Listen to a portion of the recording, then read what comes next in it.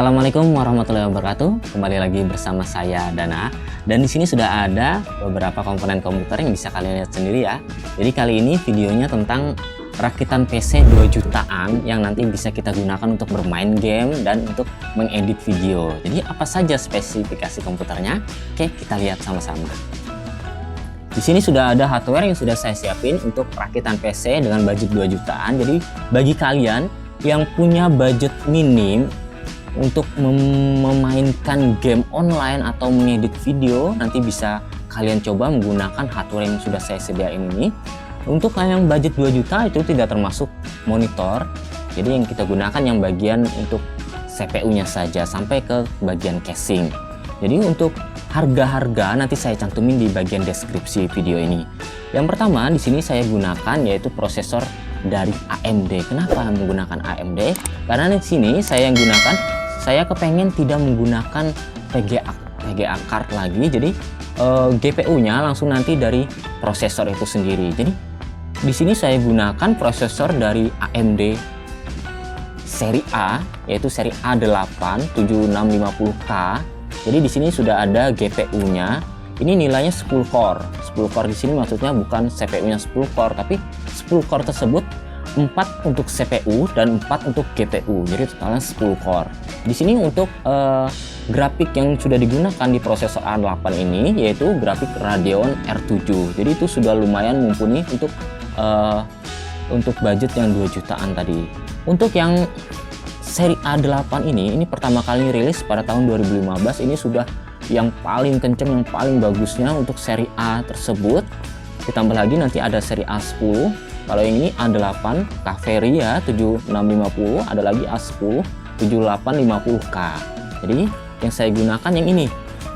Nah, ini budget yang 2 jutaan bisa kita gunakan seri A8 ini. Ini harganya kalau yang second ya, ini sekitar 500 ribuan, 500 sampai 550 ribu. Itu bisa kalian cari di e-commerce.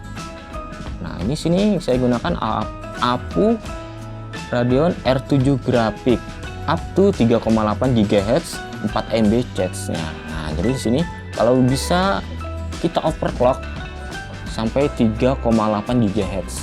Jadi kalau dalam kondisi normal itu 3,3 aja. Jadi ini ada lagi seri yang A8 7600, itu yang di bawah ini yang tidak bisa di overclock. Jadi itu yang lebih hemat daya. Kalau ini yang lumayan boros daya karena nanti bisa kita overclock. Nah, jadi serinya 7650K. Kita buka dulu. Dan ini prosesornya, prosesor second ya.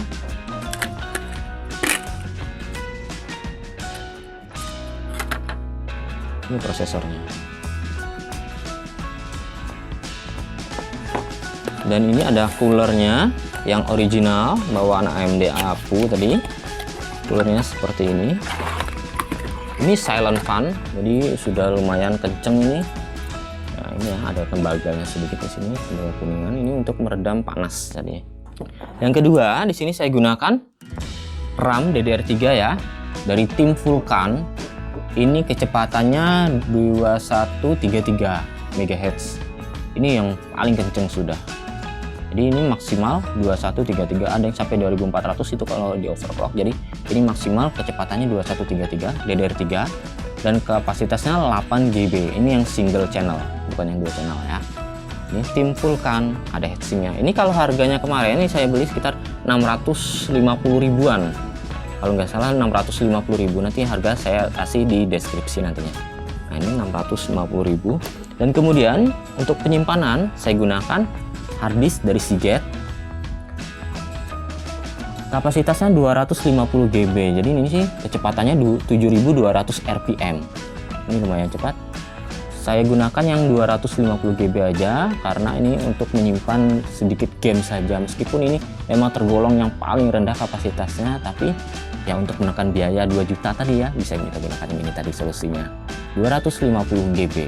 Mereknya Seagate. Ini harganya kalau second itu sekitar 100.000 sampai 160.000, ini harga secondnya. Dan yang di sini ada power supply PSU dari Imprion ya. Ya, Imprion ini saya beli baru, harganya 220.000. ini beli baru aja, bukan yang pure, ini yang abal-abal, tapi ini masih bisa digunakan untuk perangkat seperti ini. Nah, jadi kita gunakan ini saja.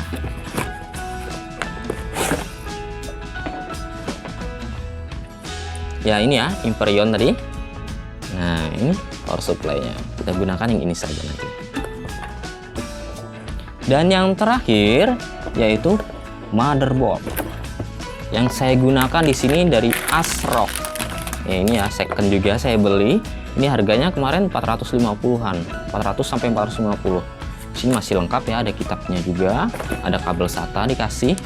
Ini masih dalam bungkus. Motherboard ASRock. Ini dia tampilannya. Jadi sini sudah didukung sama USB 3. Cirinya yaitu ada warna biru di sini. Kalau USB 2 ini warna hitam, USB 3 warna biru kayak gini. Nah, di sini tidak ada colokan HDMI ya, cuma ada port VGA saja. Nah, jadi seperti ini. Slotnya ada 2 slot untuk RAM, untuk VGA, untuk sound card-nya, dan untuk LAN card. Nah, ini untuk bagian prosesornya nanti. Ya.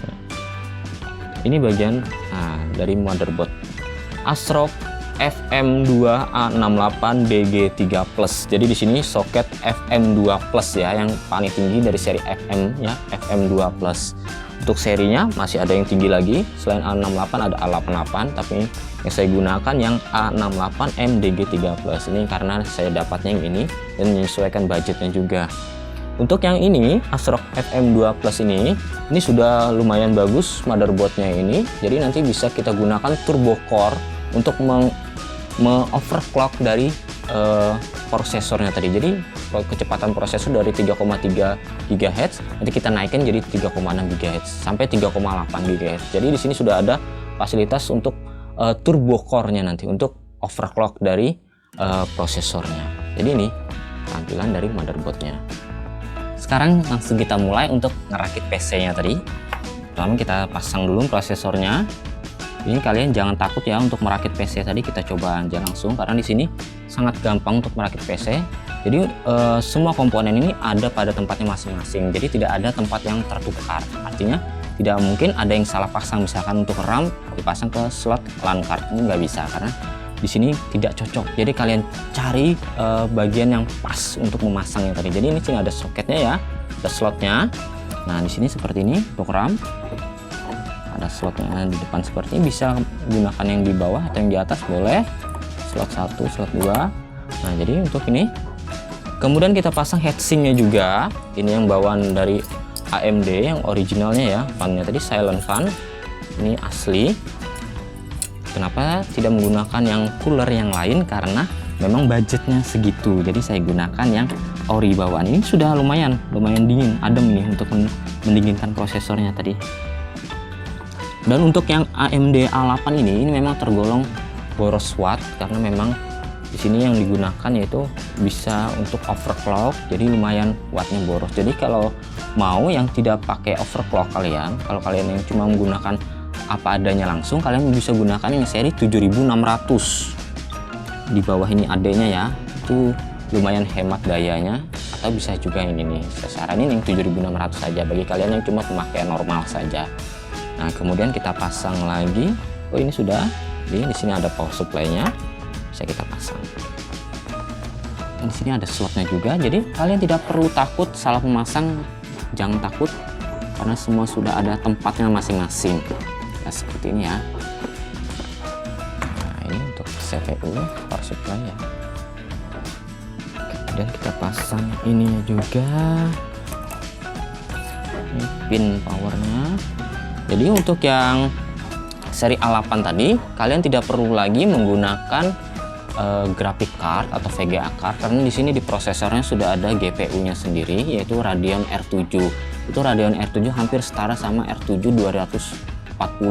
Ini meskipun tidak ada seri-seri berapa, cuma diketahui Radeon R7 saja, tapi di sini kualitasnya hampir sama seperti R7 240.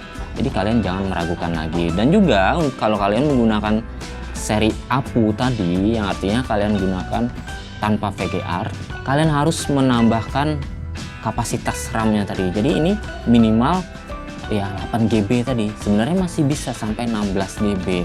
Karena apa? Semakin besar kapasitas RAM itu membantu kinerja dari prosesornya tadi. Jadi GPU-nya tadi itu memakan memori RAM tadi. Jadi kalau kita cuma menggunakan 4 GB itu habis terkuras sama GPU yang pada prosesornya. Jadi disaranin lebih dari 8 GB, minimal 8 GB supaya untuk meningkatkan kualitas dari GPU-nya ya, kinerja GPU-nya tadi. Di sini bisa kita pasang.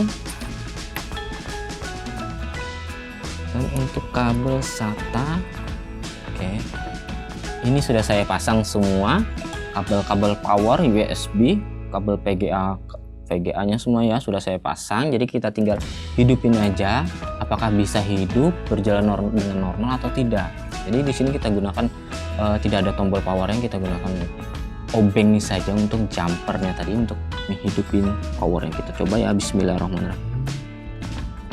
Ya, ini sudah mulai hidup, kipas sudah mulai berputar, kita lihat tampilannya sudah mulai muncul ya, ini sudah mulai hidup, berarti kondisi semua ini normal. Jadi di sini harddisk yang saya gunakan di sini sudah saya install sebelumnya, sudah saya install Windows 7, jadi seperti ini. Jadi langsung booting ke harddisknya. Nah, di sini sudah ada install Windows 7-nya. Jadi bagi kalian yang mau tahu gimana cara install Windows 7, di video saya sebelumnya itu sudah ada langkah instalasi Windows 7 tapi menggunakan installer yang ada pada flashdisk. Nah, ini sudah masuk ke bagian Windows-nya ya. Jadi kita lihat tampilan awal. Jadi sampai di sini dulu video saya tentang rakitan PC dengan budget 2 jutaan. Jadi nanti ini sudah saya install game-game online dan game offline lainnya. Jadi ini bisa kita coba untuk bermain game, dan kebetulan di sini tidak ada jaringan internetnya, jadi tidak bisa saya gunakan untuk game online. Jadi nanti kalian silahkan kalau mau menggunakan spek komputer yang sudah saya rakit seperti ini silahkan, atau mau spek yang lain silahkan juga. Jadi di sini saya rekomendasi kalau kalian mempunyai budget yang minim yaitu sekitar 2 jutaan, bisa kalian gunakan spek ini karena kalian tidak perlu lagi menggunakan VGA card, karena di prosesornya ini sudah ada GPU-nya untuk menampilkan grafiknya. Jadi cukup sekian video dari saya. Silahkan share ke teman kalian kalau video ini memang bermanfaat untuk semuanya, dan mohon maaf apabila saya salah kata atau salah pengucapan dan ada kekeliruan pada penjelasan kali ini. Dan jangan lupa silahkan kalian tekan tombol subscribe-nya. Jadi nantikan video saya selanjutnya. Mungkin itu saja sampai saat ini ya. Terima kasih. Wassalamualaikum warahmatullahi wabarakatuh.